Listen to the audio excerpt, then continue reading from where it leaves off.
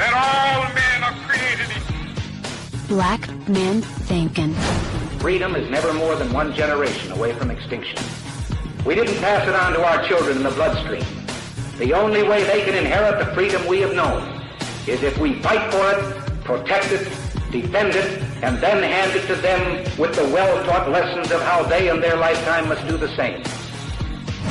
Black Man Thinkin. Anytime you throw your weight behind a political party that controls 2/3 of the government, and that party can't keep the promise that it made to you during election time, and you're dumb enough to walk around continuing to identify yourself with that party, you're not only a chump, but you're a traitor to your race.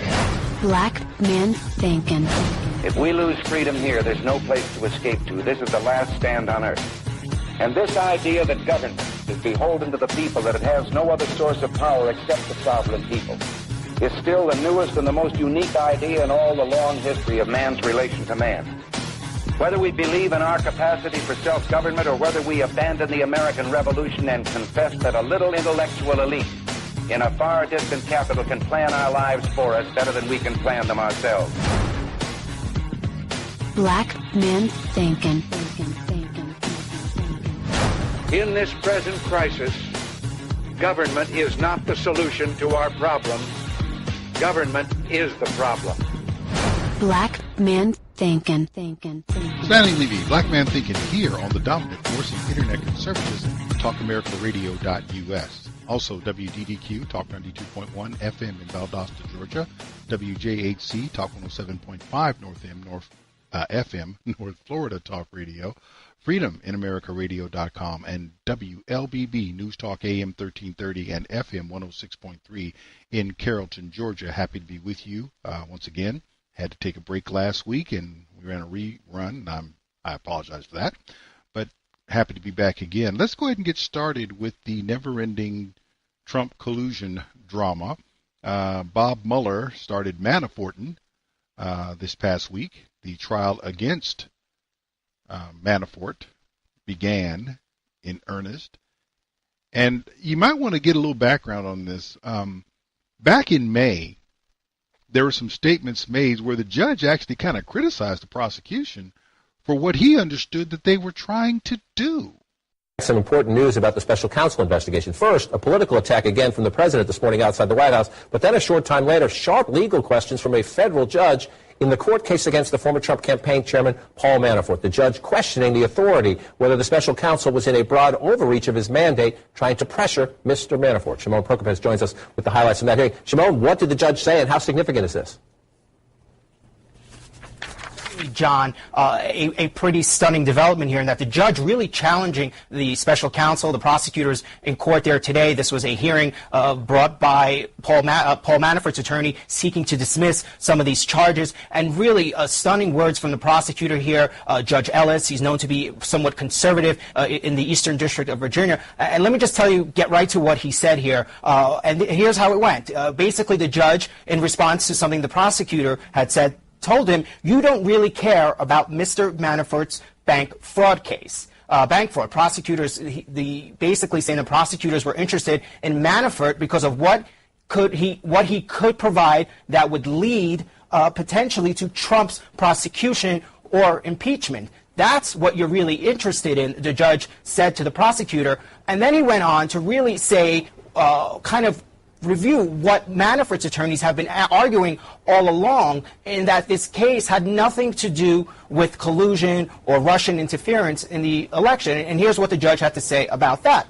And this was also in response to an argument from the prosecutor. And the judge says that none of that information has to do with information related to Russian government coordination and the campaign of Donald Trump. Now, John, as you know, Manafort's attorneys have been arguing this point since this case was brought, saying that this had nothing to do with the Russia investigation, that this was an overreach by the special counsel. But of course, we know that the special counsel was granted permission by the Department of Justice, by Rod Rosenstein in that memo. All of this does not give us any indication on how the judge is going to rule. But certainly from a political perspective, these are some choice and interesting words from the judge who just said this, short time ago in court in the Eastern District of Virginia.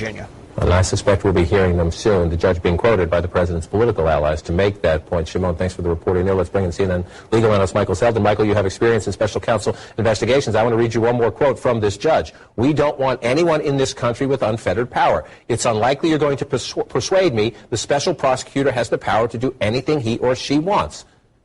Is that, in your view, this is a Reagan appointee, a conservative judge, does this raise the pressure on Bob Mueller essentially to, move his case faster if he's starting to face skeptical judges?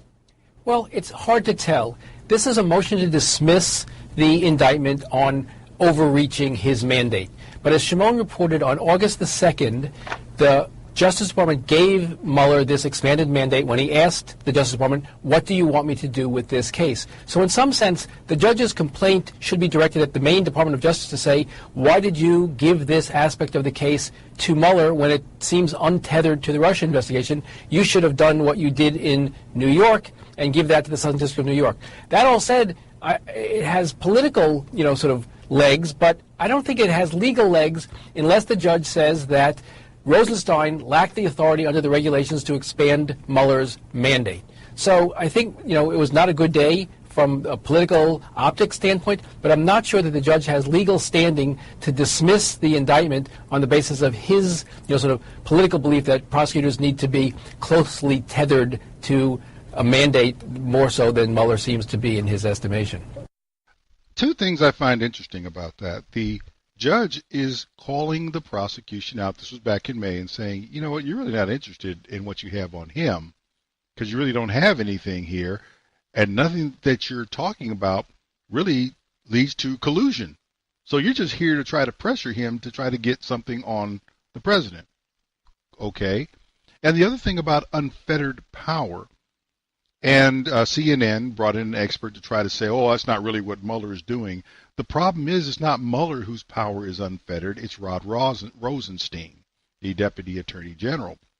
For those of you who do not recall, Jeff Sessions foolishly, in my opinion, recused himself from anything to do with the Russia investigation. And now you have Rosenstein. I have no idea who is running supervision on Rosenstein, because what is going on now doesn't make a lot of sense. I mean, it's very clear. For example, CBS News put a report out. I believe this was back on the 30th, indicating what was in the indictment. And there are 12 counts that deal largely with activities from 2006 to 2015. Donald Trump was not thinking about running for president. Let's be honest. It wasn't happening. Now, of course, they extended some things into 2016 and into 2017, but his primary involvement with the things they're charging him was before there was ever a Donald Trump campaign. How is he colluding with Trump to win something when Trump is not running for anything? Doesn't make sense. First day of trial came about, and by the way, this same judge is now the trial judge. And The Hill ran a report with a very brief summarization of what happened on day one. Attorneys gave their opening statements on Tuesday in the criminal trial of former Trump campaign chairman Paul Manafort. And Manafort's defense team is saying that the real culprit is his longtime business associate, Rick Gates. Manafort's defense attorney delivered a 30-minute opening argument, saying, quote, Gates had his hand in the cookie jar, adding that Gates was handling the financial operations, and, quote, little did Paul Manafort know that Gates was lining his own pockets. Manafort is facing 18 counts of bank and tax fraud, including allegations that he laundered $30 million from work on behalf of pro-Russian Ukrainian politicians, and that he hid his money overseas in unreported foreign accounts to avoid paying U.S. taxes. And that has what to do with the price of rice with regard to Russian collusion? I don't get it. It's not, there really is nothing there. So the concerns of the judge are being played out on opening day because the two defendants are, pointing fingers at each other. I didn't have nothing to do with it. It was him. And of course you do. Yeah. All that stuff is going on. And in the meantime, where's the beef? That's the whole problem. There's no meat here. Roll Call sent someone to watch the trial for the first 4 days, and he's a second-generation journalist. Here was his rather interesting take on what he observed during the trial, which he did describe as something that was fast-moving. Everyone seems to be describing this trial as something fast-moving, like they're trying to get it out of the way so they can get to the second trial for Paul Manafort. So this is my first time covering a trial of this magnitude, and something I found really interesting is how a number of the attorneys that I've talked to who are not working on this case on either side have said that it's moving from an outside perspective at a blistering pace. It's expected to wrap up in half the time that prosecutors thought it was going to originally. Sitting, 10, 15 feet behind Paul Manafort the past few days, there are a few physical indicators that he has been in jail for a number of months now. His hair is noticeably grayer on the sides and the back, and he doesn't have quite the same sort of tan luster as he used to in his face. But he is managing to keep in relatively good spirits from what I can tell. Whenever he enters the courtroom, he manages to find his wife and gives her a little wink and a smile. And the judge, T.S. Ellis III, is very well known for sort of being hard on lawyers, being very exacting and precise. But he's managed in some ways to keep the mood a little bit light. He definitely cuts in a little bit of his vinegar with a little bit of honey. He makes quick jokes to the jury, quick jokes to the prosecution, the defense. There's been a lot of chuckles from the audience, the public. When the jury was being selected after they had finalized the jury, he made a joke to the jurors, looked sort of devastated, shocked that they were working on the trial of such magnitude. He told them, now don't hasten to slit your wrists when you leave this courtroom. So one interesting caveat about covering this story from a journalist's perspective is that you're not allowed to bring any electronics into the courthouse right behind me here. So since we're not allowed to have electronics, it's sort of a blast from the past. We've got to write down everything that we hear. My parents are actually former journalists, and I told them about that, and they said, welcome to our world. So far, the prosecutors have been building a case. They've been building it piece by piece, but they haven't yet provided much evidence that Paul Manafort knowingly lied to any of his tax preparers about tax evasion or bank fraud. And the defense's argument is that Rick Gates is responsible for any of the alleged tax evasion and any of the alleged bank fraud. These are long days at the courthouse. If you want to get a seat in the courtroom, you got to show up around 8, 8:30, and it doesn't get out until 5. But I got to say, I'm pretty excited to get back here. It's a fascinating case, and it's got political consequences that could reach all the way up to the White House. Biggest takeaway from that is here we are moving at a breakneck pace. You're 4 days into it, building your case, and you have yet to demonstrate what you charged the guy with. Really? Look, let's just kind of be real about this entire thing. This is, as has been alleged for quite some time, this is a witch hunt. They are trying to find any way possible to get some dirt on Donald Trump that matters. What they've done with Paul Manafort was stick this nearly 80-year-old guy in jail for months, trying to make him crack after charging him with things that have nothing to do with collusion, and he has had the temerity to resist their efforts. So they jailed him and trying to put more pressure on him. And there's going to be a second trial. Try to put more pressure on him. And as Marco Rubio said today on one of the Sunday shows, if there were actually solid evidence of collusion, it would have been leaked by now. This is a witch hunt. It's exactly what Donald Trump says it is. And the idea that it's been allowed to go on as long as it has, with as little oversight as it has had, is a testimony to how deep and dirty the D.C. swamp is. Stanley Levy, Black Man Thinkin', will be back right after this.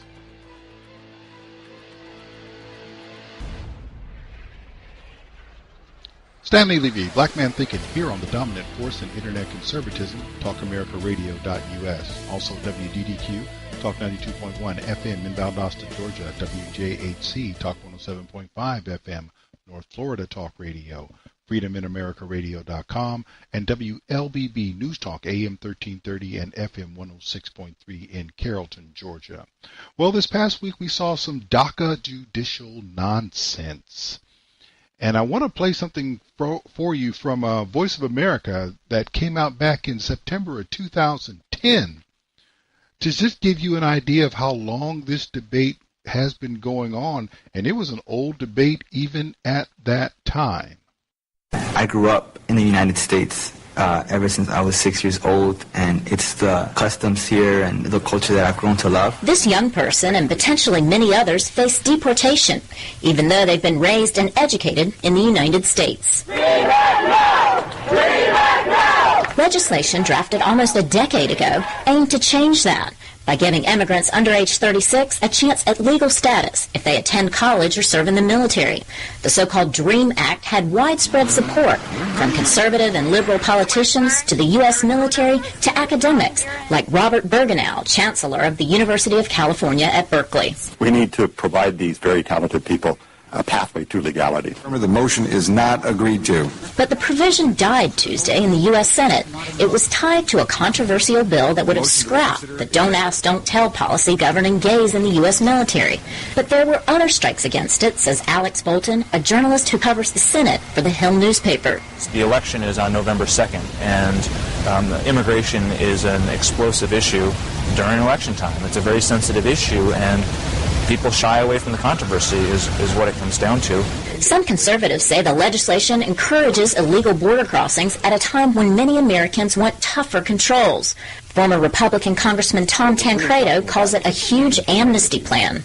Because that's what it's all about. It's about giving those people amnesty because they're here illegally. We're going to forget about that and let them go to college, and we're going to subsidize that activity. Those who watch the legislative process say it's unlikely the DREAM Act will be revived before congressional elections this November. But they also say the fight's not over.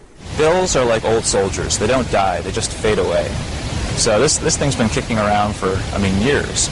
And, if it doesn't pass in December, they'll try again next year. They'll try in 2011. They'll try in 2012. Meantime, young people who have grown up in the U.S. but aren't legal have to wait and hope, not knowing what their future holds. I'm doing this because behind me is my sister, who will also be an undocumented college student. There are so many other students coming, and I feel that I cannot give up. Laurel Bowman, VOA News, Washington.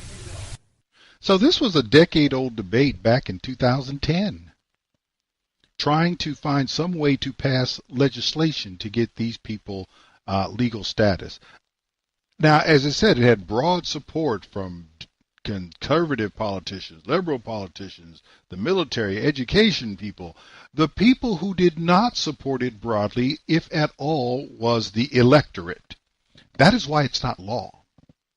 That's why it went down into flames in 2010. That's why it's still in flames. And to be honest with you, Donald Trump is not the issue. Barack Obama has killed this thing for probably a generation to be considered as a legislative measure ever again. Now, the leftists, of course, they want it. Democrats want this thing for a very simple reason. It gives them an instantaneous boost of legal voters. If we make these DACA people legal, we know that the overwhelming majority of them are likely to vote Democrat. Therefore, we want it. They're going to remember who cared about them, and they're going to buy into the rascally Republicans who hate you bromide that they put out against everyone who is not a progressive. But here is the problem. As I said, they actually had a path, maybe it just wasn't going very swiftly. But when Barack Obama decided to make this a poorly executed executive order, he created a problem that now is probably going to solidify the non-low information voter against DACA. And here's the interesting thing about low information voters. They generally improve or increase their information as they age. They may not ever become high information voters, but sooner or later, you don't stay the same person at 30 that you were at 20, at 40 that you were at 30. Fox News, on the recent ruling, that a federal judge came and said that the DACA program must be restarted by the Trump administration. That was just crazy to me.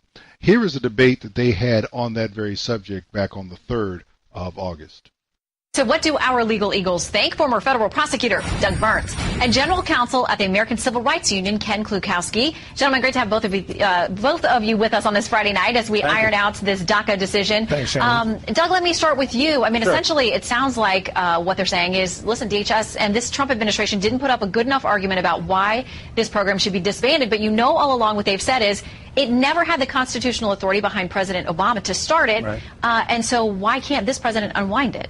Well, there's a couple of ways to digest this opinion. I mean, on the one hand, you can report somewhat fairly, that this judge is giving a bit of a stinging rebuke on the question of DACA itself. But on the other hand, and I went through the opinion, I mean, this was the judge who back, Shannon, April 25th, gave the government 90 days, making it very clear that if you articulate a solid reason for terminating it, this court will listen to you carefully. They came forward after 90 days, and then this judge says, once again, you failed to articulate it. But the last paragraph of the opinion is the key. The judge said this court is not holding that DHS cannot terminate the program. It's holding that you didn't give us a sufficient reason. Yeah, and they're saying none of this is going to kick in until at least August 23rd, so there could be a chance for appeal.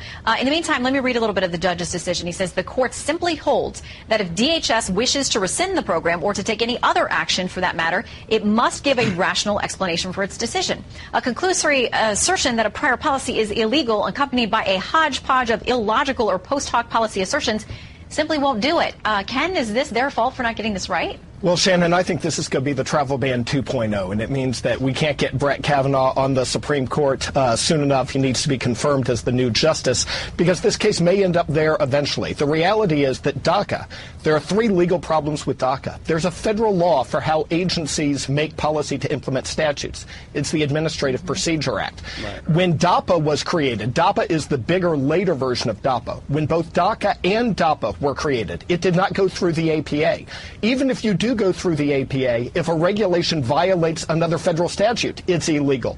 Congress determines these immigration issues, and they do it through the Immigration and Nationality Act, the INA. But even all that aside, every president has the duty under Article 2 of the Constitution to take care that the laws be faithfully executed. The Fifth Circuit Appeals Court 3 years ago held that DAPA, the bigger version of DACA, was unconstitutional because it violated the Administrative Procedure Act and it was inconsistent with the Immigration and Nationality Act. The court didn't even reach the constitutional question because they say there are multiple ways that that's unconstitutional. All that went on here is the president and his DHS secretary and his attorney general looked at that Fifth Circuit decision and they said, well, if DAPA is illegal, then DACA is illegal too. If our administration is doing something illegal today, we need to stop it today. And that was their rational explanation. The court should have adopted that explanation. Yeah, they weren't. And instead we have to take this up on appeal now. Yeah, they weren't very big fans of the reasoning in what they received. Our buddy Buck Sexton, who's on the show quite a bit, folks know him. This is what he tweeted today. Why do we even have a president? Apparently all we need is a handful of left-wing federal judges. Doug? Well, under separation of powers, and working off of Ken's point, he's right. I mean, this is really a congressional matter. The irony of ironies here is the argument is President Obama did not have the authority to put this program in by way of executive order. I personally agree with that. So the irony, though, is that it gets volleyed right back in your face, which is you don't have the authority to discontinue it, and it's very ironic, in my opinion. Okay, I want to read a little bit of this new report from the U.S. Citizenship and Immigration Services. They said this in looking into DACA. They said the truth is we led those with criminal arrests for sexually assaulting a minor, kidnapping, human trafficking, child pornography, or even murder be provided protection from removal under DACA. Until that can be repealed, this criminality data only reinforces the need for its continued review and scrutiny, which was imposed unilaterally by the Obama administration in circumventing Congress. Ken, getting to Doug's point there about this argument, what it always turns back to. Yeah, that's exactly right. As I said several years ago, the courts held, okay, this violates the Administrative Procedure Act. Even if it didn't, it still violates Congress's law, the Immigration and Nationality Act. And there were those that hinted that even if all that were satisfied, it would still violate the president's duty under the Take Care Clause of the Constitution to carry out the law as Congress makes it. So the fact that President Trump looked at this and his cabinet looked at it and said, guys, Obama's program is illegal. We need to stop it now.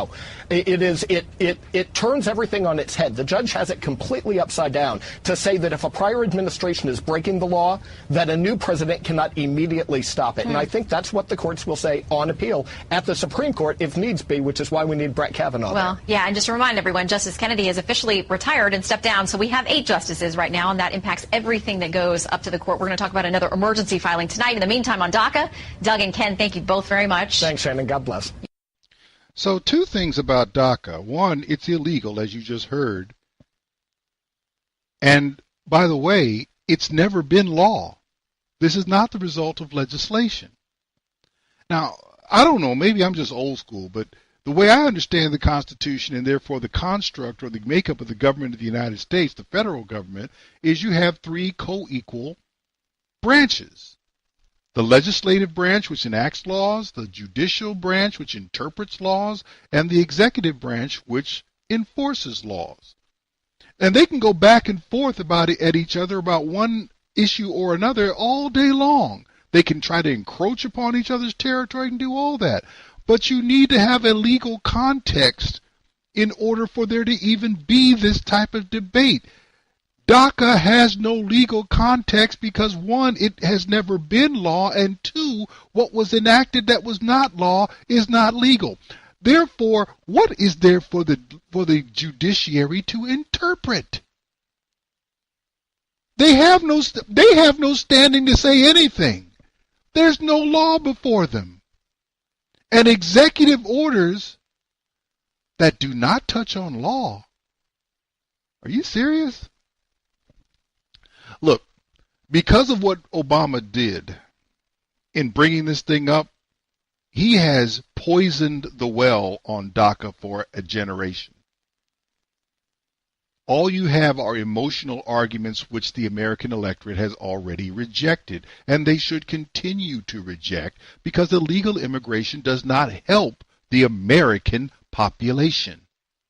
It does not help the American citizen. It does not honor those who honor our laws by trying to enter the country the way the laws are written.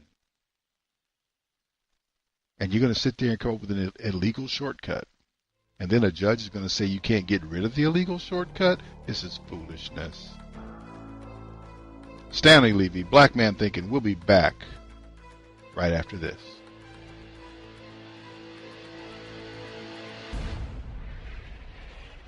Stanley Levy, Black Man Thinking, here on the dominant force of internet conservatism, TalkAmericaRadio.us. Also WDDQ, Talk 92.1 FM in Valdosta, Georgia. WJHC, Talk 107.5 FM, North Florida Talk Radio. Freedom in AmericaRadio.com.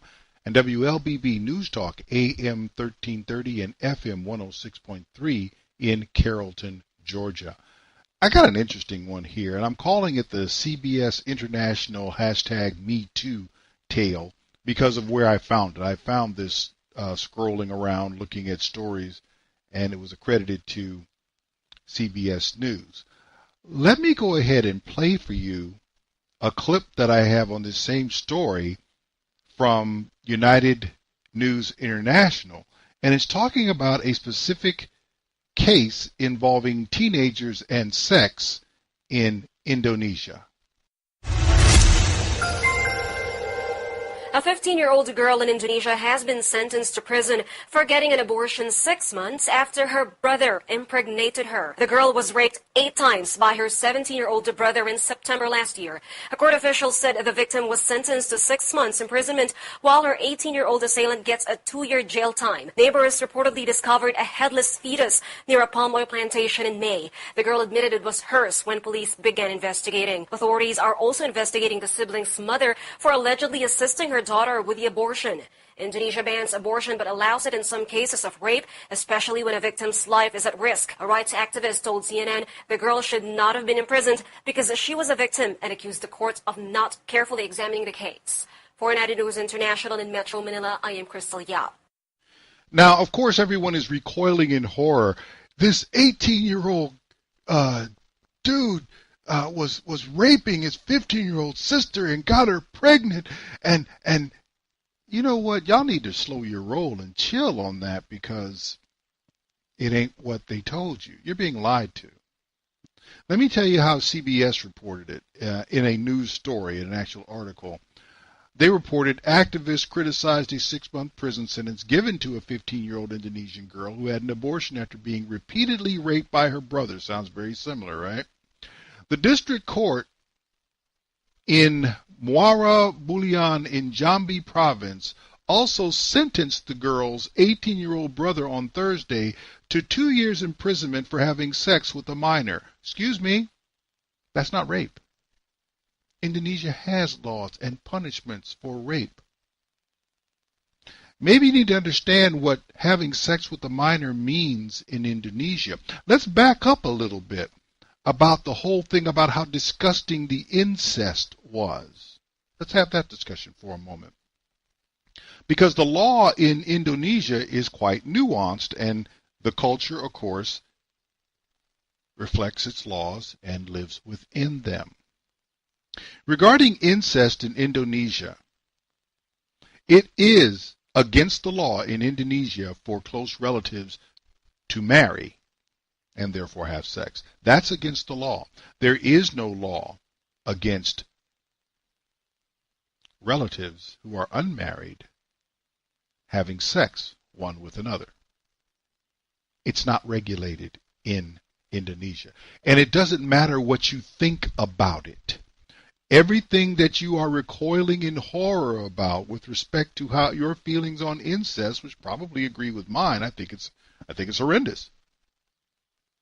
But as far as the legal outcome, it has no bearing because it is not illegal in Indonesia to have sex with your relative if both of you aren't married. Throw that out of this entire discussion because it doesn't belong there. And let's go to the next thing you probably want to discuss, which is, well, what about the abortion? She shouldn't be punished. Abortion is illegal in Indonesia, except in cases where the mother's health is at risk, in cases of rape. Well, she was raped. No, she wasn't. The court did not find that she was. Let me finish that. She was not raped. Her health was not in danger. The abortion was illegal because guess what? They don't care about incest the way you care about it in Indonesia. She simply violated the law. Period. Well, what about she had sex with a minor, which was the crime for which her brother was sentenced, means consent. This is the definition in Indonesia, y'all. Laws matter. Your opinion does not. Sex with a minor in Indonesia is consensual sexual contact with a male under the age of 19 or a female under the age of 16. Are y'all catching on yet? The interesting thing is both of them are guilty of violating the law. Did you pick that up? They both violated the law. She had sex with somebody who was male under the age. Now, wait, there's also another thing for consensual sex with minors. The age of consent for homosexual activity, as long as you're not married, incestuous or otherwise, is 18. 18-year-old homosexuals can do whatever the heck they please. But this girl had consensual sex with a 19-year-old male in Indonesia. That is no less illegal than an 18-year-old male having consensual sex with a 15-year-old in Indonesia. All the crying and screaming that she was raped and it was this was repeated incidences of consensual sex. That's what the court found. I already know we have females blowing up all over the place saying, you don't understand. Okay. You don't matter. The court looked into this to determine the facts of the case and determined that the sex was consensual. And I don't hear anybody arguing that it wasn't. There's no one's trying, there's no story out there talking about the girl just blowing up, or her parents, her mother, who actually is under investigation for helping her with the abortion. The whole idea is nobody had a problem with them having sex. The problem was that she got pregnant and killed the kid. That's the problem. Her mom seemed to help out with killing the kid, but her mom probably knew about the sex, and guess what? Didn't really have a problem with it. You don't know that. I know what the law in Indonesia says. Do you? Now, the way you want to frame this for Western audiences who want to continue the Me Too culture and what's the best way for it? The agenda item that women are victims the world around is you want to paint this as though her brother was kind of sneaking into her room at night or something and when nobody knew and was forcing her to have sex. How many times am I got to say this before it sinks in? The sex between these two teenagers was found to be consensual by the court. If you choose not to believe that, who cares? Because you're probably the same people who choose not to believe that Trayvon Martin was committing felonious assault when he was shot and killed, which is why the person who shot him was acquitted. It's the same type of argument.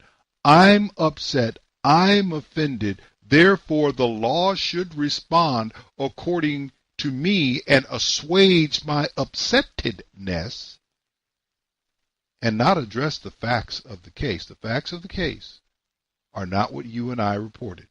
The facts of the case did not involve rape. Because once you say rape, you've totally changed this entire discussion.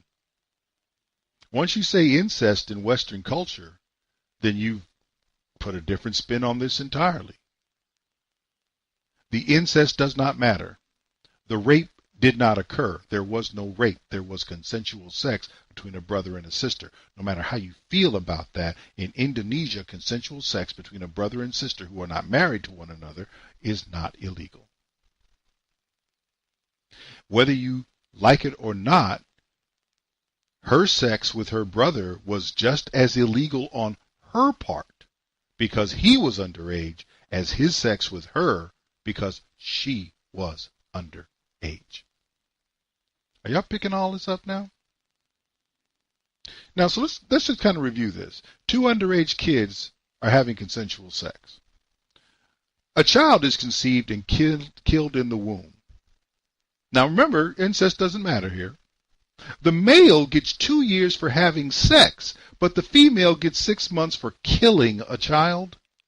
Does that seem kind of unbalanced to you? I get 2 years really? So what that means, because the sex was consensual, there was no rape, but there was a killing. Both of them had illegal sex, but only one of them was punished for having sex. And the one who was punished for sex received a more severe penalty than the one who was punished for killing someone. Nevertheless, the killer is the one who gets the media and activist sympathy. Do you now understand what the problem with this whole thing is? And can anyone tell me how, now that you have been given a more complete view of the circumstances surrounding these events, can you understand how you're being manipulated by the media? I'm not trying to say I like what happened. I am bothered by several elements here. I'm bothered by the incest. I'm horrified by the abortion. But the truth of the matter is, under the laws that exist there, incest is not illegal. Consensual sex with a minor, well, that's what he got punished for. But consensual sex with a minor is not rape. Abortion is illegal except in cases where the mother is having a problem. See, it's not like over here where a mother has an emotional issue with being pregnant and therefore the child gets to die. That's not how they roll in Indonesia. Something has to be wrong You have to be a victim of rape. She's not. You have to have your health endangered. She wasn't. Therefore, the abortion was illegal. Nevertheless, CBS and other Western outlets have turned this over to the emotional arguments and the emotional outrage of the Me Too movement, so everybody can look, and now we can start demonizing even teenage males so that nobody with a Y chromosome is able to have any flexibility in their sexual activity. Because they want everything to be controlled by the feelings of the female. It's crazy. Stanley Levy, Black Man Thinking. We'll be back right after this.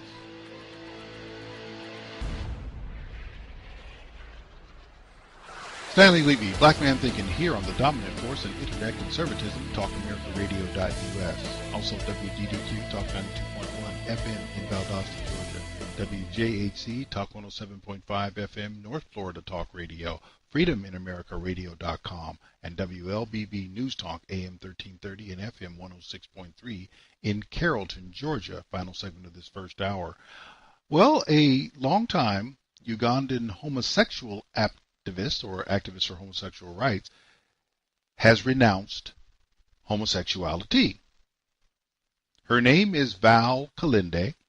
And up until 2007, she worked at the Daily Monitor, leaving that job, quitting it so she could be LGBT activist, an activist for those rights.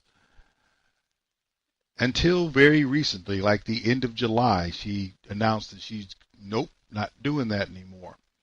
Here she is at a conference in 2012 speaking as an activist for homosexual rights.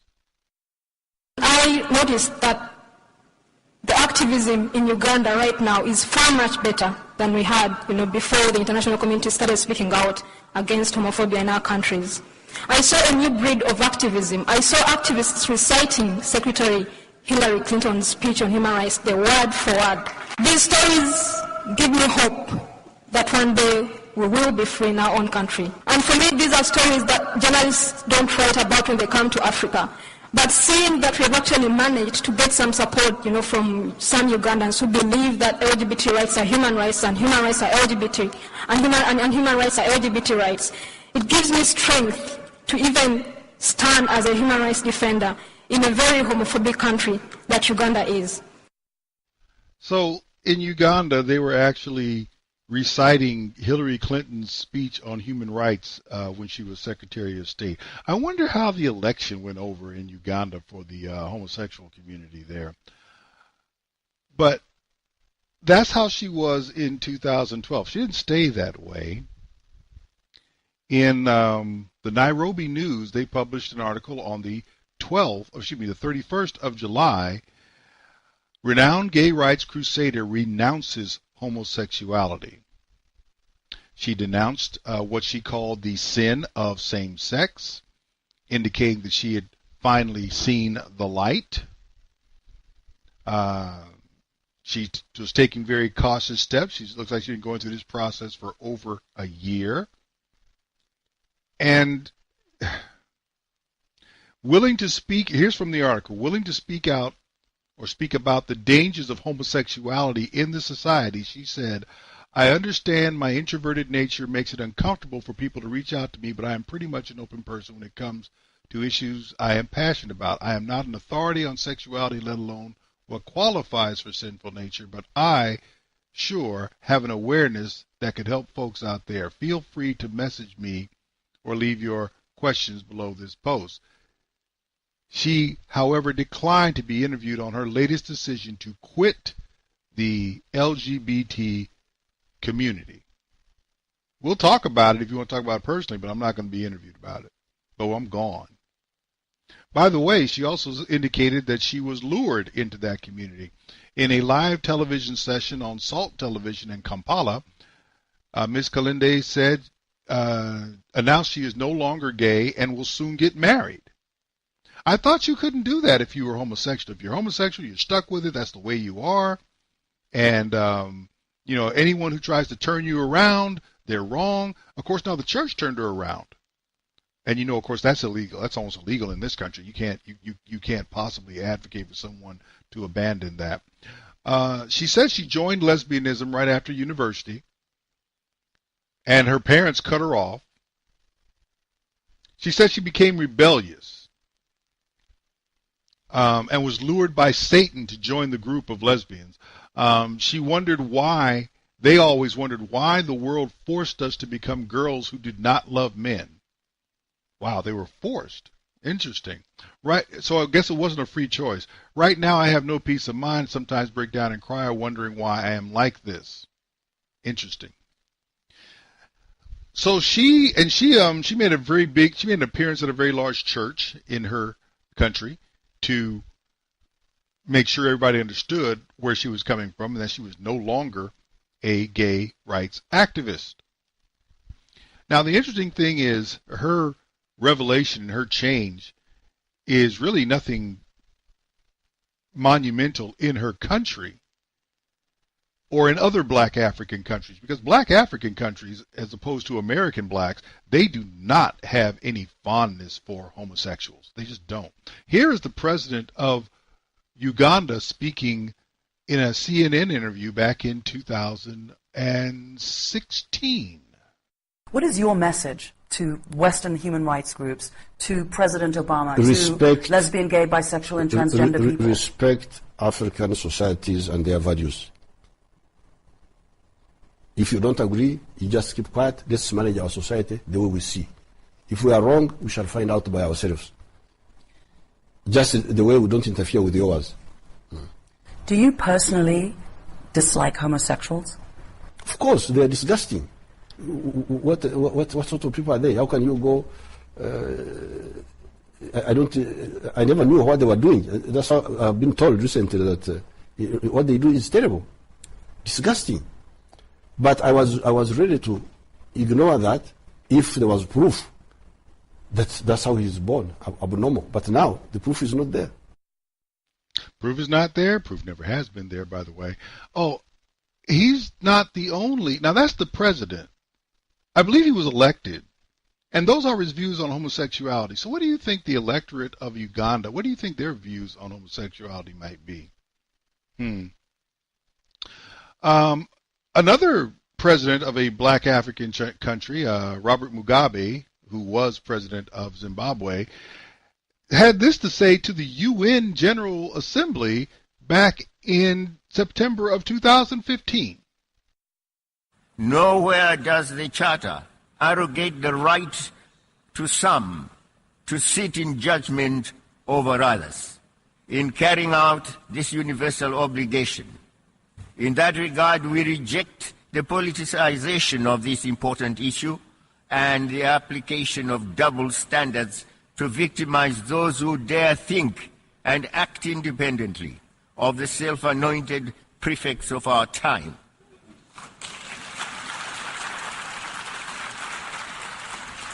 We equally reject attempts to prescribe new rights that are contrary to our values, norms, traditions, and beliefs.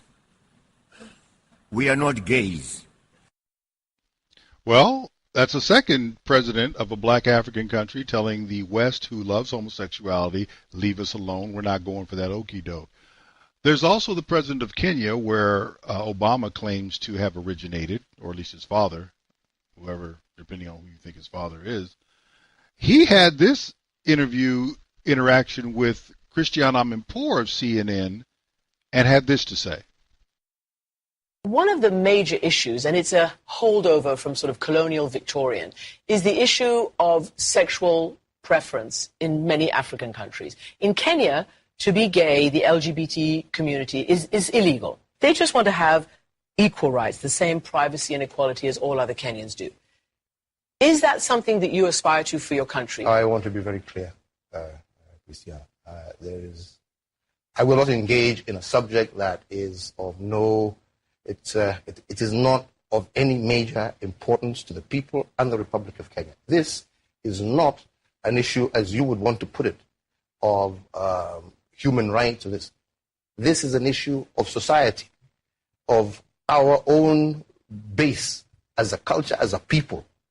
regardless of which community you come from. This is not acceptable. This is not agreeable. This is not about Uhuru Kenyatta saying yes or no. This is an issue that the people of Kenya themselves, who have bestowed upon themselves a constitution, right, after several years, have clearly stated that this is not a subject that they are willing to engage in, yeah, at this time and moment. In years to come, possibly long after I'm president, who knows? Maybe our society will have reached a stage where those are issues that people are willing, freely and open to discuss. I have to be honest with you. And that is the position that we have always maintained. Those are the laws that we have, and those are laws that are 100% supported by 99% of the Kenyan people, regardless of where they come from. So, are you picking up on this? Black Africans are not fans of homosexuality, and they don't want to hear about it from the Western world.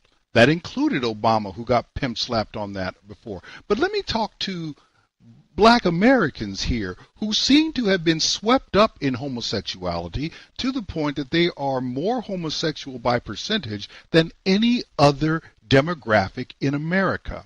For you who keep trying to claim that you don't want to take the values of your oppressors, well, the people who you say are not oppressed, the Africans who are black, hate homosexuality, and they don't want anything to do with it. Please explain to me why, if you have not adopted the values of those you call oppressors, why you reject the values of your black African ancestors. Help me out with that one, if you can, because you have a problem right there. Homosexuality, as far as Africa is concerned, it's disgusting. It's a sin. It is reversible if you find yourself in it.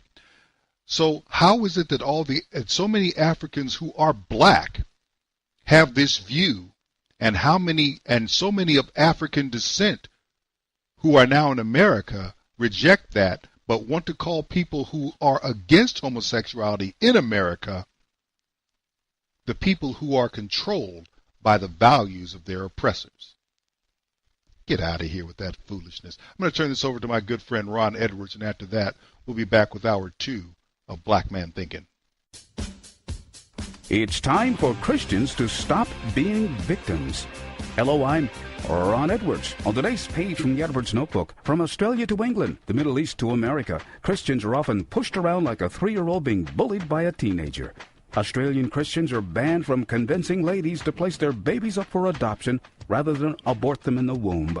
God-haters are trying to have the Lord's Prayer removed from parliamentary proceedings in Australia. In Great Britain, only destructive Islamists refugees are allowed en masse to migrate there, while Christians are denied entry and forced to face the loss of their property, churches, freedom, and lives because they can't defend themselves against Islamists who follow their doctrine to kill, steal from, and destroy those who follow Christ. Contrary to popular belief, Christians are not mandated to take it from those hell-bent on destroying us en masse. We Christians are not mandated to take brutal treatment. Yes, we are to forgive those who choose to be our enemies, but that does not mean to allow others to abuse us and to take what they will. It is not God's will for Christians to be abused and exterminated all over earth. I'm Ron Edwards. Join me Fridays on AmericaMatters.us, SHR Media, 1 p.m. Pacific, 4 p.m. Eastern, and Sunday midnights on Talk America Radio. Ron Edwards, the new voice of America. Sponsored by the Tri-County Liberty Coalition. I have a dream. One day, this nation will rise up, live out the true meaning of its creed. We hold these truths to be self-evident, that all men are created equal. Black Man Thinkin.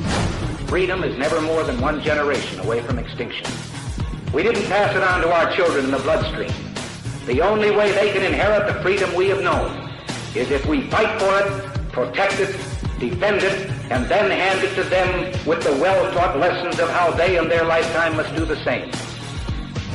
Black Man Thinkin. Anytime you throw your weight behind a political party that controls 2/3 of the government, and that party can't keep the promise that it made to you during election time, and you're dumb enough to walk around continuing to identify yourself with that party, you're not only a chump, but you're a traitor to your race.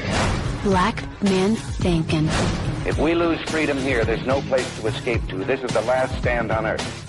And this idea that government is beholden to the people, that it has no other source of power except the sovereign people, is still the newest and the most unique idea in all the long history of man's relation to man.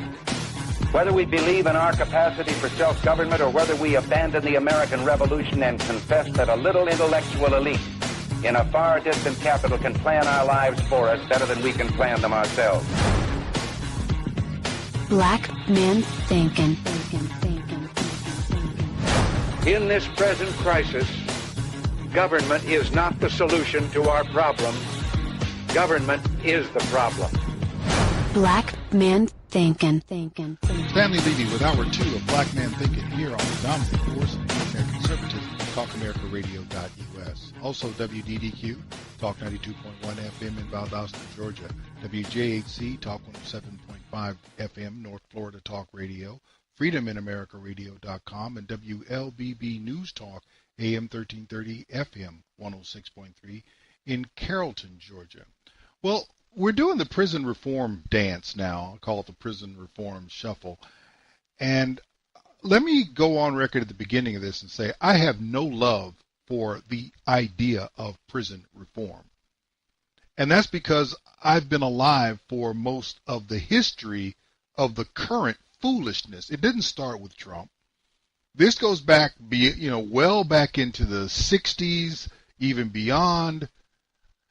And the interesting thing is now that the same blacks who are calling for sentences to be lightened or made less harsh and arguing for people to get out of jail free for drug offenses were the very same ones who were advocating 30 years ago to get these people off the streets because of what they're doing to us. So I'm done with that, to be honest with you. And I really don't care who's on the side of prison reform. I'm on the side of human being reform. I don't have to worry about who's in and out of prison if they're not committing crimes. That's just a simple position. But now we're in the Trump age. Everything is Trump's fault. Everything is bad because of Trump. Everything that Trump touches turns to something the opposite of gold. It is manure. It is dung. It is terrible if he's involved. And if you're black and you talk to Trump, then obviously you are a traitor. You are a coon. You are an Uncle Tom. You are an Oreo. You are everything other than the good Democrat-loving, homosexual-loving, illegal immigrant-loving black person that you're supposed to be today. It's ridiculous. Nevertheless, some black people are still continuing to engage on this. Recently, the president met with a number of black church leaders in the White House, and they were going to discuss, among other things, prison reform. And Darrell Scott was one of the ministers who met with Donald Trump. Darrell Scott's been a supporter of Donald Trump since early in his campaign. Here's how he discussed the upcoming meeting with Stuart Varney on Fox Business News. This afternoon, the President meets with inner-city pastors. The topic, prison reform. Our guest will be leading that meeting, Pastor Darrell Scott, Urban Revitalization Coalition CEO. Welcome to the program again, sir. Nice to see you. Good to see you as well. Is this all about getting people out of prison who've been convicted for low-level, non-violent drug offenses? Is that what this is about? Well, partially. We're meeting this afternoon at the White House. It's going to be regarding urban revitalization and prison reform being one of the items that we're going to be discussing as well. Jared Kushner has been very proactive regarding prison reform and curbing the recidivism rate. And so it's not going to be just simply about letting people out of jail, but it's going to also be about preventative measures to keep people from going back to jail or going to jail in the first place. And once again, it's going to be very, very aggressive in regards to curbing that recidivism rate, reducing the number of people that are that shouldn't be incarcerated, that are incarcerated. And the president is looking at this, and he wants to be very proactive concerning it. Now, is this part of the president's outreach to the minority community? Well, part of it. A lot of it is going to center around urban revitalization, revitalizing our inner cities with new housing, businesses, new businesses, transformative living, urban retail. There's a lot of different layers and components to this overall urban revitalization plan. Part of it is criminal justice reform. Sure. Part of it is prison reform. And once again, curbing that recidivism rate to get people out of that cycle of, returning to prison on multiple times. Get out, become productive, contributing members of society. That's what the goal is here, being transformed by the renewing of one's mind so that you don't repeat the same behavior that caused you to get in trouble in the first place. The urban revitalization part of this, is that similar to the enterprise zones and the zones of opportunity that we've been hearing about, tax breaks for people who go in, employ people, start businesses? That's a component of it. We have a number of private sector contributors that will participate in this overall massive urban revitalization plan. We're billing it as the largest public-private participation regarding urban America in American history. And we're going to look at these opportunity zones as target areas for us to take this urban revitalization model and plant it in those zones so we can improve the quality of living in those communities. Darrell, we are told that President Trump is not popular with the African-American community, but I would presume that kind of programs that you're talking about would be very popular, right? Well, yeah, you know what? His unpopularity with the African-American community, that's fake news. Okay. Listen, African Americans, once again, first of all, we're not monolithic. There is a segment that is being led by the Democrats and liberals or whatever that are trying to keep the black community antagonistic towards the president. But we can't deny reality. African American unemployment is at an all-time low, and the president has been very proactive in initiatives regarding the African American community. And you can't deny what he's done and what he's doing and what is yet to be done that is on the table. So, that story, they're trying to keep us divided by playing identity politics, but it's not working. Okay. Pastor Darrell Scott, thanks very much for joining us today. Hope you can come back soon and tell us what transpired at the White House for you. I'll let you know. You'll be the first one I tell. Oh, I like that. Thanks, Darrell. We'll see you again soon. Man. Thank you, sir. Bye-bye. Here's the positive and the negative of this. The positive is that you have people trying to be representative of the interests of the black community who are getting an audience with a president who seems to have a genuine interest in trying to find ways to benefit the black community. This has been something that Donald Trump has done throughout his campaign and his presidency. He's not said anything against blacks. He's saying they need better communities, they need safer communities, they need better schools. All these things he believes should be for black people. He has done things that other presidents did not do. For example, there were millions of dollars in federal loans that were given to HBCUs, or historically black colleges and universities, following Hurricane Katrina. And those debts were, of course, tough on those universities. Donald Trump forgave the loans. Now, Hurricane Katrina happened in 2005, which means at any time during his 8 years in the White House, while he was running up the debt to double what it was when he came in the door, Barack Obama could have thrown that relatively speaking chump change onto the deficit or debit or total debt and relieve those colleges, since he's supposedly being black. He did not. Donald Trump did. Donald Trump spent many hours meeting with prominent blacks during the transition period. Every one of them was tarred and feathered for meeting with him. It was just interesting. Tarred and feathered by the what I call the Negro pets of color to white progressives. Every one of them had a word for somebody. Anybody who went near that building and went up in that elevator and came back down, and sat there and had a photo op with Trump after going up into his office, man, you knew it was coming. So you have an audience with a president who actually has an interest in the affairs of black people. I'm not necessarily saying I applaud Donald Trump's interest, because at his heart, Donald Trump is a New York liberal. He's not a progressive, but he is a New York liberal. And I don't necessarily know of anything that a liberal of any stripe has done that benefits black people. Let's talk about prison reform for a minute and why I'm against it. The same people who want to let people out for drug crimes now were back in 1986 applauding and demanding a law to correct the discrepancy in the sentencing of crimes regarding crack cocaine and powder cocaine. Crack cocaine was not regarded as a crime for which you would punish people heavily at all, and the black community was up in arms, and a law was passed and signed in 1986 because the black community demanded action about crack cocaine that was disrupting and destroying their communities. Now, all of a sudden, it's bad. And here's my question. For all the people you're going to release, where are they going? Because prison reform does not take people who have not committed crimes and release them. It takes criminals and release them back into the communities that are already plagued with the highest level of criminality of any demographic in the United States.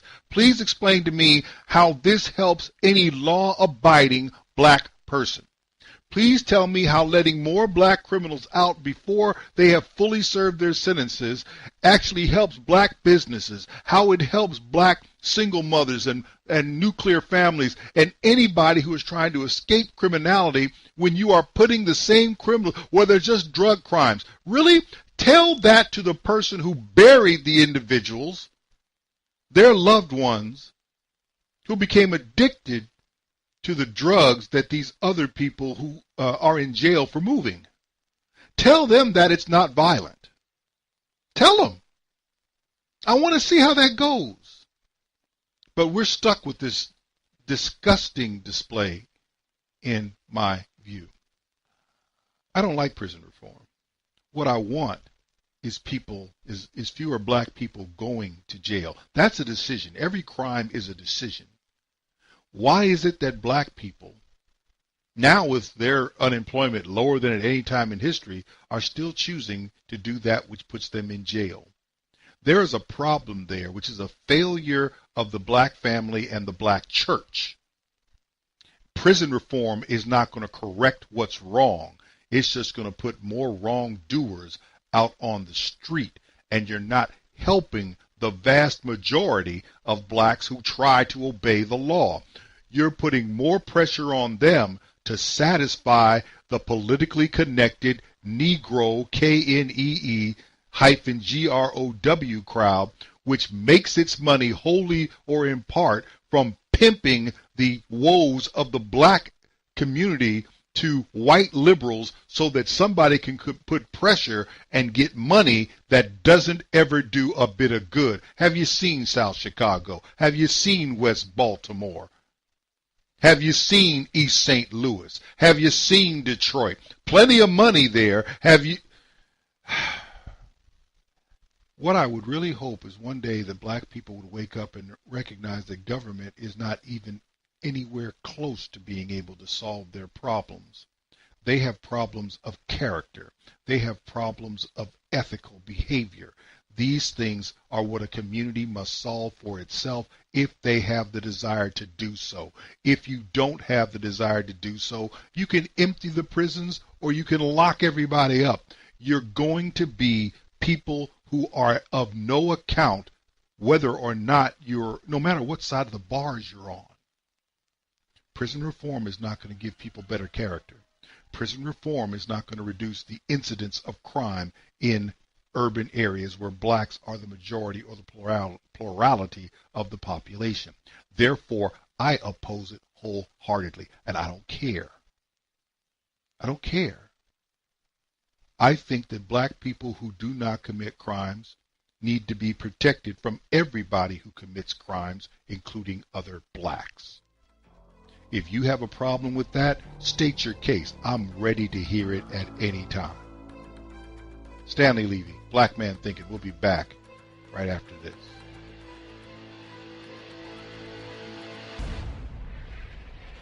Stanley Levy, Black Man Thinkin', here on the dominant force of internet conservatism, talkamerica.us. Also, WDDQ 92.1 FM in Valdosta, Georgia, WJHC, Talk 107.5 FM, North Florida Talk Radio, freedominamerica.radio.com, and WLBB News Talk, AM 1330 and FM 106.3 in Carrollton, Georgia. Let's talk about the Baby Daddy Registration Center rules here.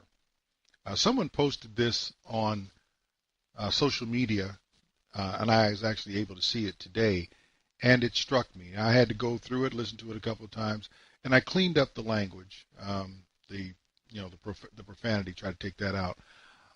I'm not really concerned with their mastery of the English language, because there's some actual coherent thoughts, well, semi-coherent thoughts, coming from the male speaker here. But when you hear what the woman is saying, and when you put all this together, what the overall picture is of male-female relationships among this group of people, it is at once staggering, and also it comes as no surprise that there are so many problems in the so-called Black American community. Just give it a listen. She crazy here. Ain't nobody doing it. Everybody. Nobody doing it. I go back and make my own. She said it right here, y'all. She said it right here. She got 3 kids, 3 different daddies. Yeah. Now, if I was one of the daddies and I had a baby by her and I went and bought my baby some shoes, right, she telling me I gotta buy the other 2 babies some shoes. But if you don't want to do that, keep them ugly ass shoes, and I'm gonna take my money and go buy my kids some shoes. Lost her damn mind. Cause get what? I'm gonna take care of my child and only my child. You baby, we alright. That's my child. You don't want to, if you see, you ain't finna come to my house with no one pair of shoes. Now y'all see how women is. Y'all see how women is, right? Y'all see this? I'm not gonna listen to anybody. If I have a baby by a female, and I have one child by that female, she got multiple kids, it's not my duty to take care of your other kids. I got one child to take care of. And keep your shoes, baby, you don't need them. These shoes I'm buying for my kids. I don't give a, when I was you and we were laying up in the house, you were still buying kids shoes. You talking about? Who? If don't exist. We was just living together and we was in the household together. Us 3. Okay, boom. All of us got kids by her. I ain't buying Shamik baby no. I ain't older, yes. I look like buying them kids some shoes. What I look like?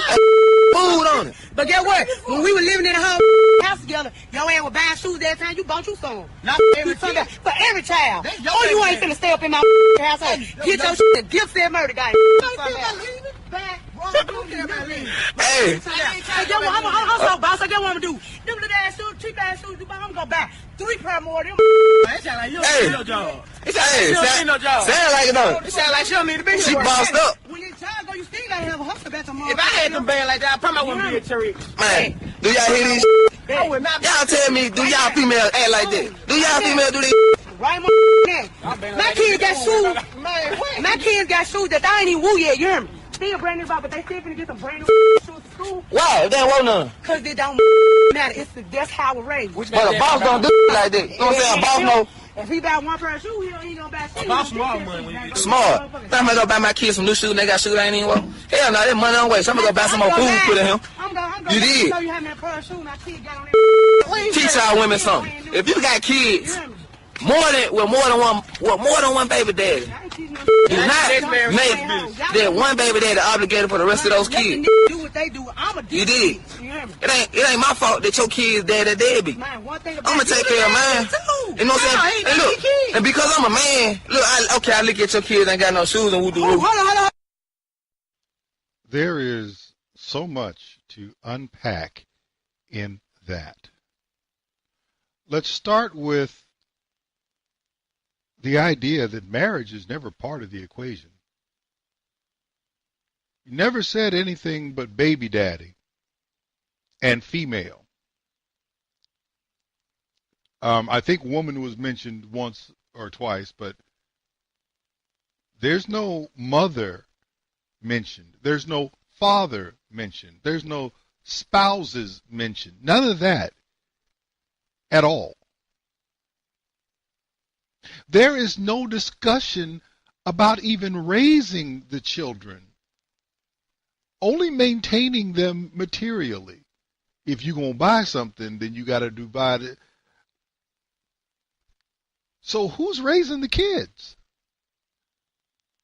See, you got to understand the baby daddy registration center rules. And when I say baby daddy registration center, I'm talking about women who have multiple bastard children by multiple men, without the thought of marrying any of them, where all the children happen to be is a status symbol and a meal ticket. Because black women are not interested in being childless. So this helps their status as not being childless. I've heard a bunch of, women who are anticipating a better situation in which they can bring forth children are willing to endure some pushback about the fact that they don't have any.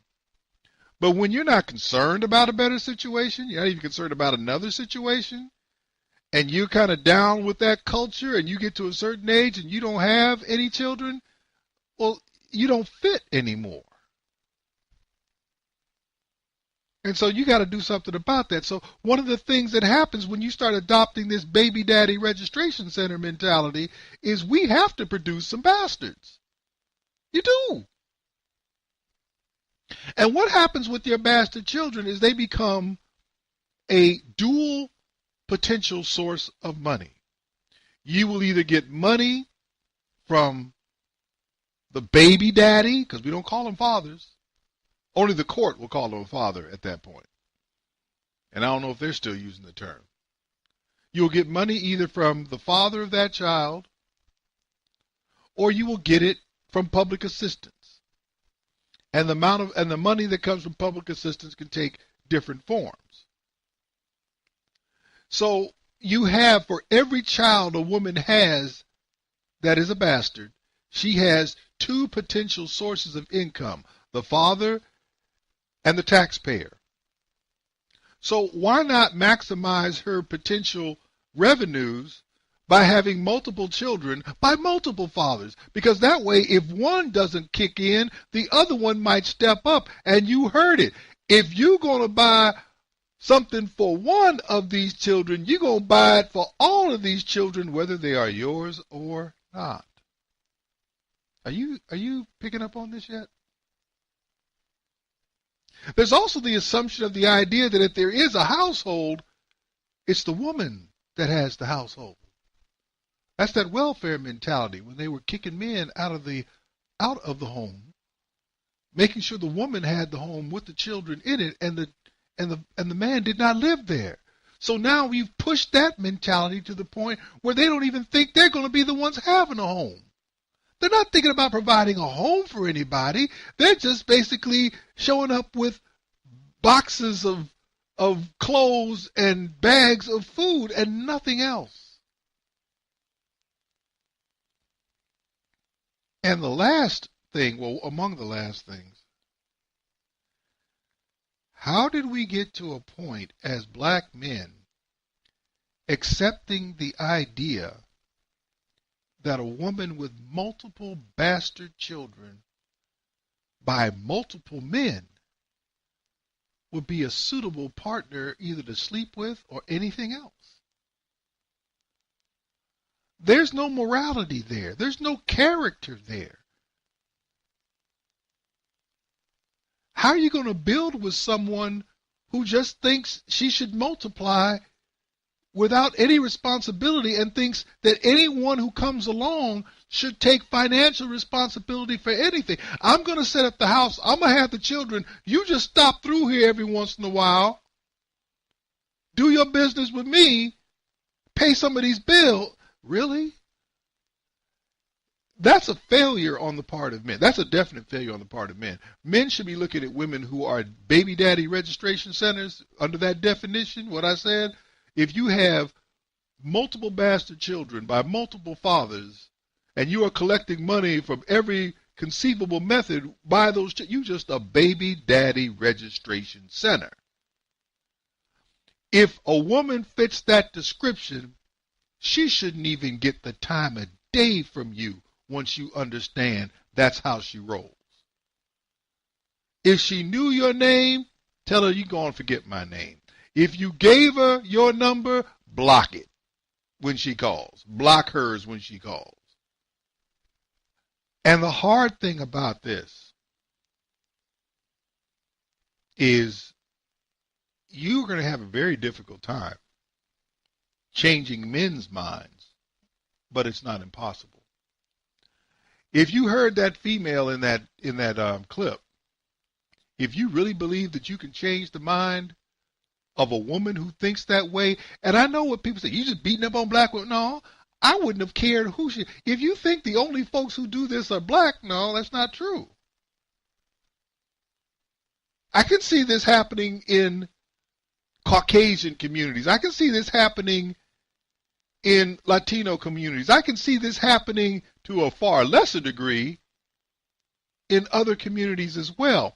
But the way it would happen more often than not in other communities, in my opinion, I will, if I choose to marry you, then I'll take care of everybody. And I know there are black men who will still do that. But where are the black men who are looking to run family? We had three young black men in that thing. None of them was talking about, I need to set up my own home and take care of my own family. Everyone was accepting the premise that it was going to be her household, and you were just somebody stopping through. That's why we have a jacked up system and jacked up communities, and we need to start closing baby daddy registration centers if we're going to get this thing back together. Stanley Levy, Black Man Thinking. We'll be back right after this.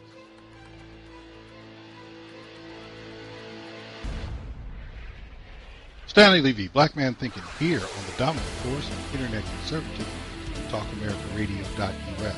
Also, WDDQ, Talk 92.1 FM in Valdosta, Georgia, WJHC, Talk 107.5 FM, North Florida Talk Radio, FreedomInAmericaRadio.com, and WLBB News Talk, AM 1330 and FM 106.3 in Carrollton, Georgia.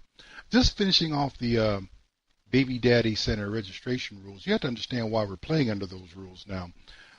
In America, only 1 in 8 children is raised in a two-parent home.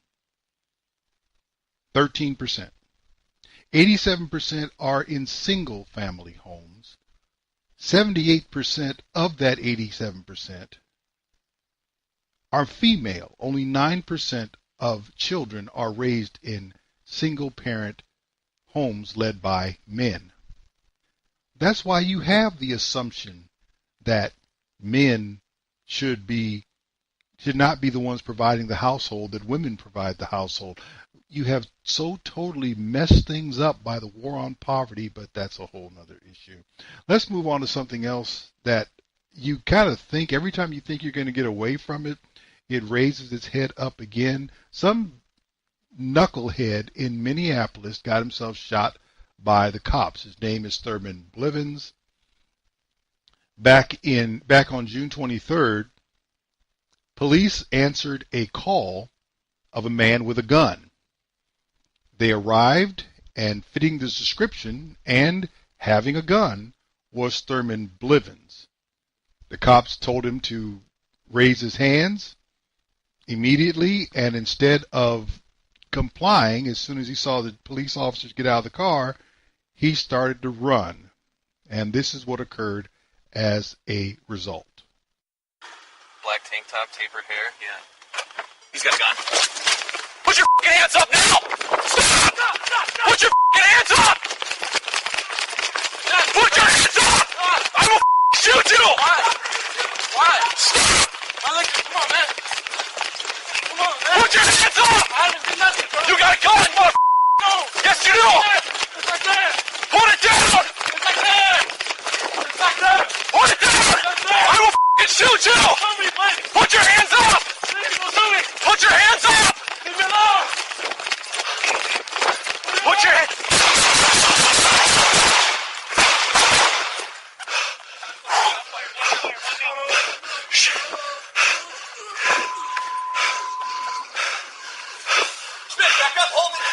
Yep. Detail. I'm tired. 47th and Lincoln. Okay. One down. Yeah, that's fire. Okay. Guys, cover me. I'm gonna kick the gun. Yep, I got you. I got you. Cover it. Gun.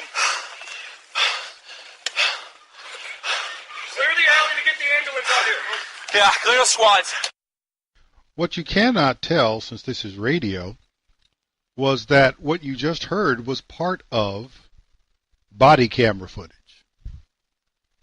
The body camera showed clearly that while being chased, Thurman Blivens produced a weapon and pointed the barrel of that weapon, purposely or inadvertently, it really doesn't matter, toward the officers who were chasing him, who then immediately opened fire. You heard the exchange between the officer and Bliven as he was running. What did I do? I didn't do nothing. Leave me alone. And the officer's telling him, I will shoot you. But he didn't.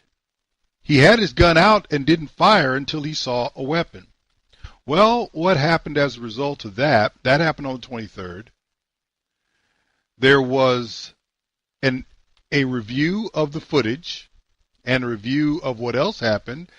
And according to Fox News, this is their report, the two Minneapolis police officers seen in body cam footage shooting an armed man, not an unarmed man, during a frantic foot chase won't be charged.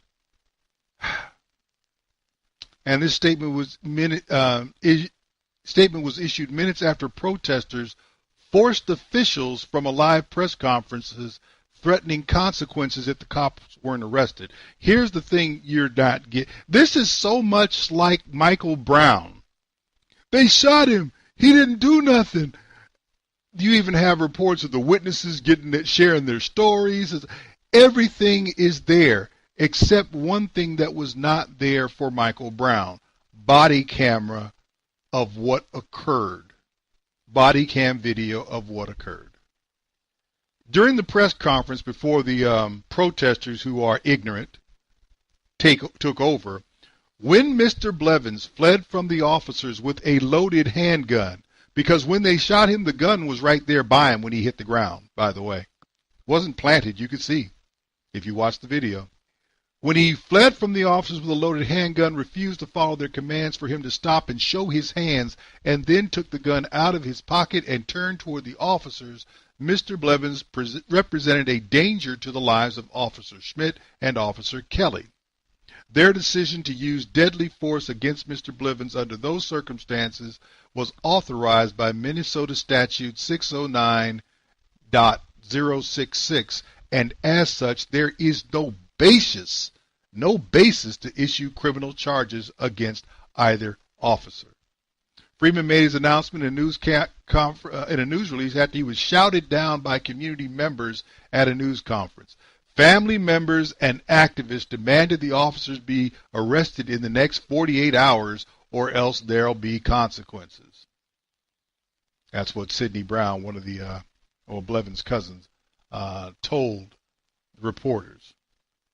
A transcript of the call previously released by the city included pleas from a caller to send help because a man with a bottle of liquor was firing a handgun in the air and into the ground. Can I ask you guys something? What is it that you want the police to do when they get a 911 call about a man walking around with a bottle of liquor firing a handgun indiscriminately? And when they get there, they find someone who fits the description and indeed has a gun. What are they supposed to do? And if he takes that gun out and points it at them, what are they supposed to do? Help me. I really want to understand. You guys have a clue, don't you? But of course, and I do mean of course the family doesn't accept what the police are saying. This, on the day that the announcement was made that the officers were not going to be charged. This is from CBS. More protests are expected in Minneapolis over the decision not to charge officers involved in a deadly shooting. Thurman Blevins was killed by 2 Minneapolis police officers on June 23rd. They say he pointed a gun at them during a short chase. Hundreds protested in downtown Minneapolis yesterday, blocking intersections and rail lines.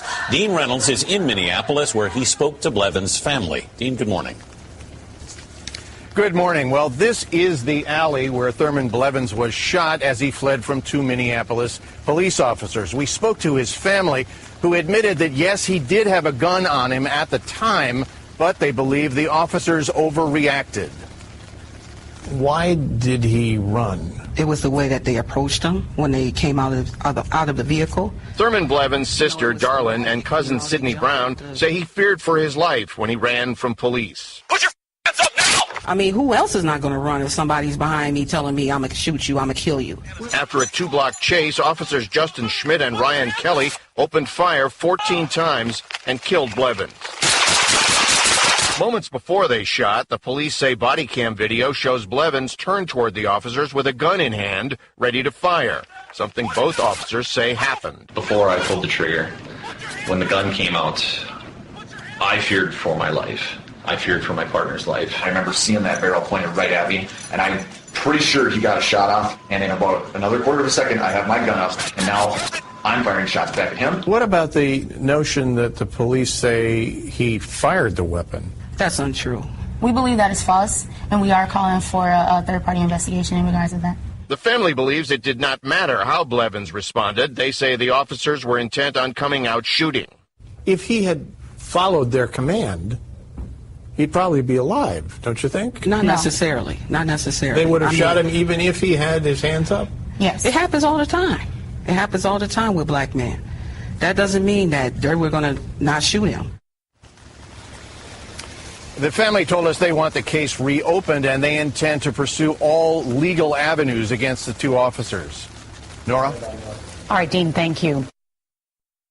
If you see the footage, the first thing that you get is they come out of the car because they see him with a gun. He knows he has a gun. What does he think is going to come? He thinks nobody called? Really? No. Well, who wouldn't run? Someone who didn't want to get shot wouldn't run. Someone who understands that the police aren't looking to shoot. They're called there to deal with the situation. If you put your hands up as they told you, the idea that they would shoot, well, that happens to black men all the time. No, it doesn't. It happens to white men more often.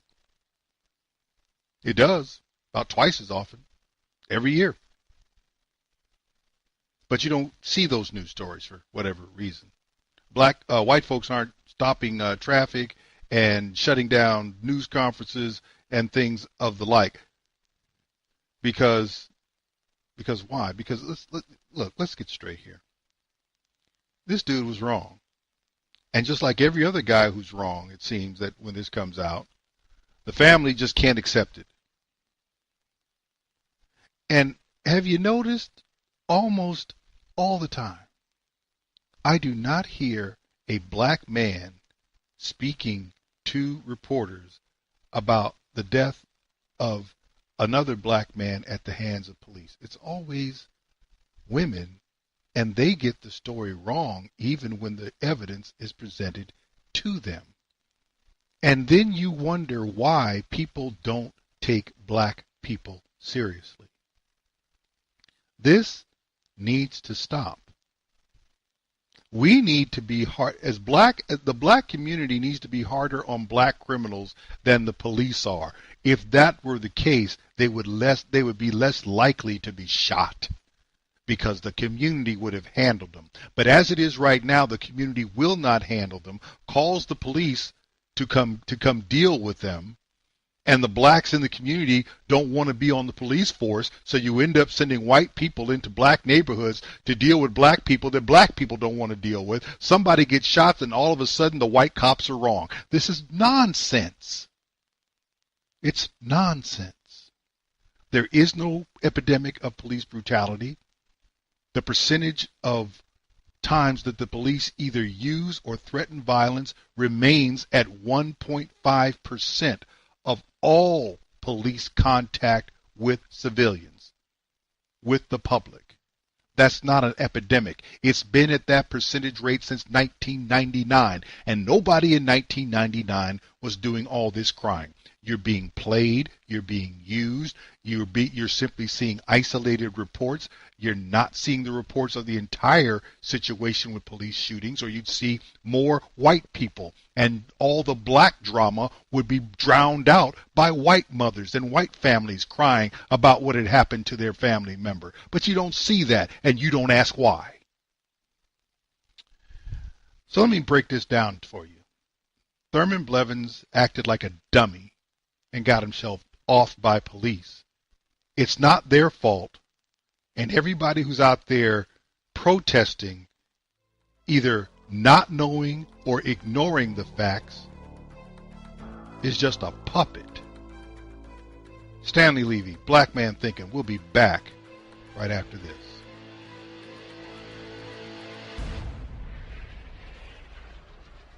Stanley Levy, Black Man Thinkin', here on the dominant force of internet conservatism, TalkAmericaRadio.us. Also WDDQ, Talk 92.1 FM in Valdosta, Georgia. WJHC, Talk 107.5 FM, North Florida Talk Radio. FreedomInAmericaRadio.com. And WLBB News Talk, AM 1330 and FM 106.3 in Carrollton, Georgia. Final segment of the show. Can we just stop with the LeBron-Sense, or otherwise the nonsense surrounding LeBron James?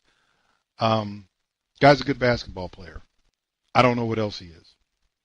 I know he opened a school recently and to a lot of fanfare, and he made an appearance at the school and all that, and everybody loves him for the money that he spends to help children.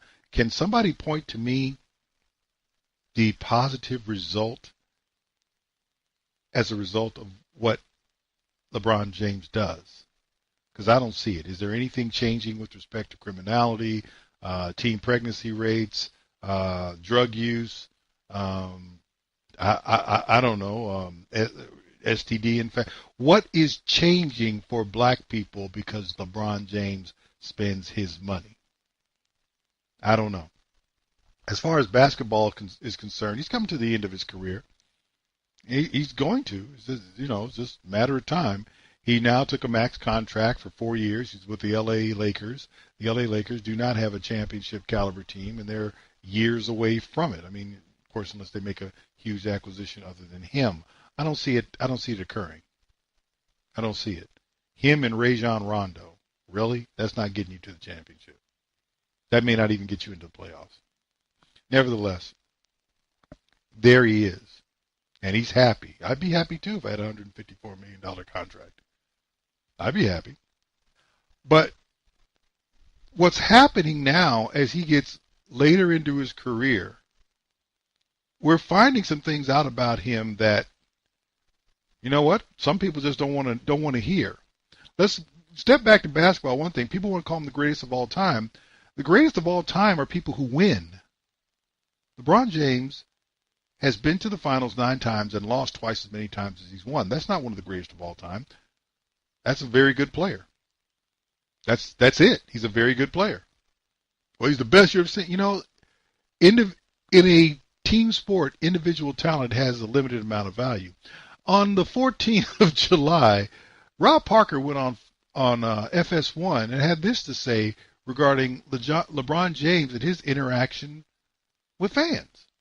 Rob, is this a big deal or not a big deal that LeBron didn't show up? You know it's a big deal. This is another example of why LeBron James can never be the greatest of all time. He does not appreciate the fans. It's just a fact. And it's more than just he didn't show up for this little pizza thing with this pizza place. This is the guy who refused to be a part of the dunk contest, something that fans wanted to see. This is also a guy who, until last year, played every game because he was probably forced into it by the commissioner, but a guy who took games off, who disappointed fans all over the country. There was 2 years ago, Skip, in Memphis, where kids were bummed out. It was right near Christmas. A lot of kids got the tickets for a Christmas gift, and not only did LeBron not play, he didn't even show up. So there was no chance of them even seeing him, waving at him, slapping him high five. And in this situation here, it was just like, why put that out there if you have no intention of going to Culver City to the Blaze Pizza. Don't make people do that. It would be nice to not have fans feel like a fool because LeBron kind of threw it out there. I saw all the lines. I live not far from Culver City.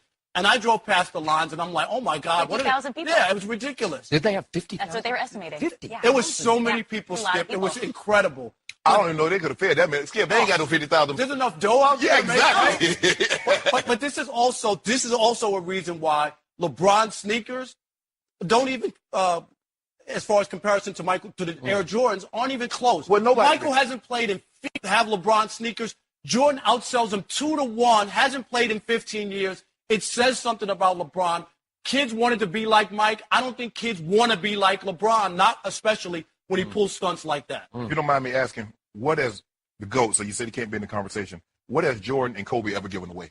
Which one is, hold on, before you answer that. Hold on, no, you said he can't be in the Which one has given away 1,100 scholarships to a city? He does great off the court. Well, you said he can't be the GOAT because he didn't show it to a Blaze. No, but I'm talking about giving stuff to the fans. And I mean, I'm not talking about free pizza. I brought up the dunk contest. I brought up the other stuff about not showing up. Michael Jordan, his last season in the NBA, 2003, played 82 games. Okay. It was a responsibility. When people shouldn't pay their good, hard-earned money, you can't diss them. You can't act like they don't matter. It's not only about you. What? You represent the league. You represent the fans. You have an obligation. He doesn't appreciate the obligation of being that guy. Would you give me that? No. Why not? I think he takes being the guy. I think he takes it very serious. So you get that view of LeBron doesn't care about everyone he should. He cares about how he looks to people off the court, but he doesn't care about people who actually care about basketball. It's kind of odd considering who he is, or what he does, but when you don't have to care, then I guess you don't care. Back in January of 2017, Jason Whitlock went on the Colin Cowherd show, and he had some interesting words that included what was going on with LeBron in the political specter or the political field. My take is that we're watching. Remember when Fonzie hopped on his motorcycle and jumped over sharks? LeBron's on his motorcycle right now, and we're watching LeBron jump over a shark. LeBron, this has been building with me. I'm a big LeBron guy. Love him going back to Akron and the commitment to young people and get all that. But I think we're starting to see LeBron jump the shark. Again, fame and fortune and celebrity, they're pretty undefeated. It has an impact on you. LeBron's done a great job of being a child star. He's done as good a job as anybody being a child star. But eventually it'll catch up to you. Child stars have 5, 7, 8-year runs on a television show, and then they disappear, and we find out they're crazy. LeBron's been a child star since 13 or 14. He's now 32 or 33. It's been damn near a 20-year run. And he's starting to jump the shark to me. And, it's deeper. He's gotten off into this political thing. And his political stances aren't consistent with his overall philosophy. He wants to be a social justice warrior. It's not really who LeBron is. And he's being seduced. And his positions aren't consistent, and he needs to be called out.